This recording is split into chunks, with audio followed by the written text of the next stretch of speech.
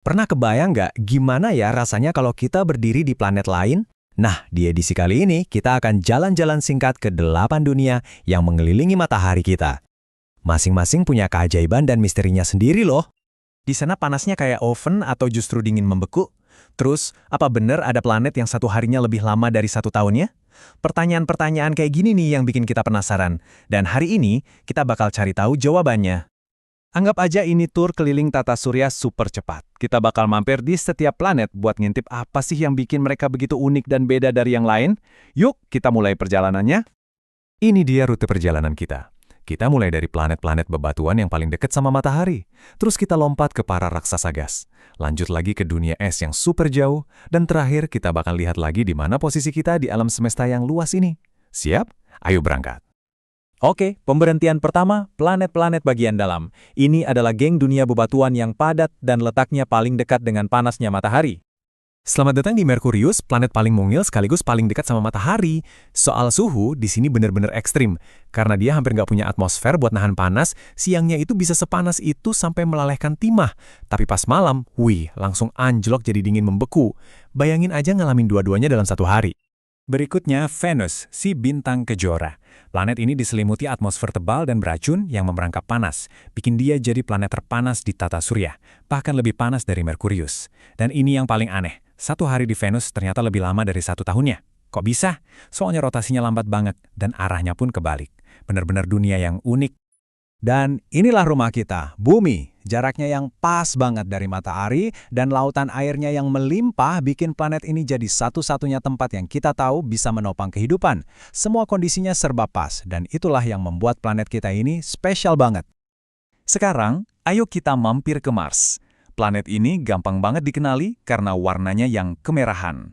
Warna itu datang dari bebatuan di permukaannya yang kaya akan besi. Jadi ya, bisa dibilang ini adalah planet yang berkarat. Mars ini sering loh disebut kembarannya Bumi, dan gampang banget buat tahu alasannya. Panjang harinya hampir sama persis kayak kita, tapi ukurannya cuma sekitar setengah dari Bumi, dan dia ditemenin sama 2 bulan kecil, namanya Phobos dan Deimos. Mars itu penuh dengan keajaiban geologis.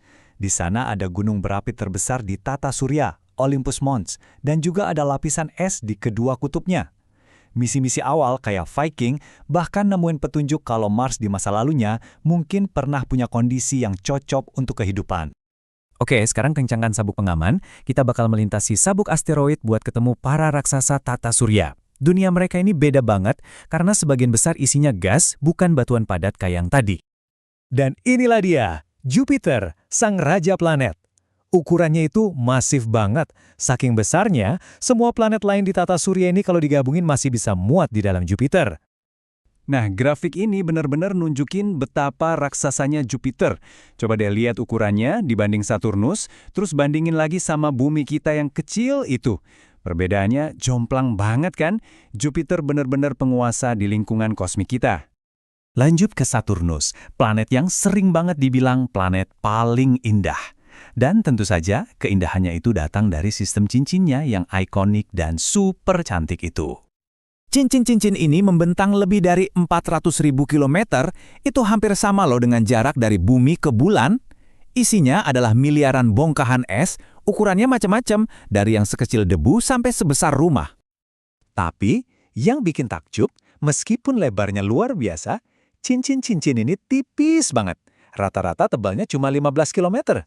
Coba bayangin, selembar kertas raksasa yang membentang di angkasa. Nah, kayak gitulah cincin Saturnus yang menakjubkan itu. Sekarang, perjalanan kita berlanjut ke bagian terluar tata surya yang super dingin dan penuh misteri. Disinilah kita akan ketemu sama para raksasa es.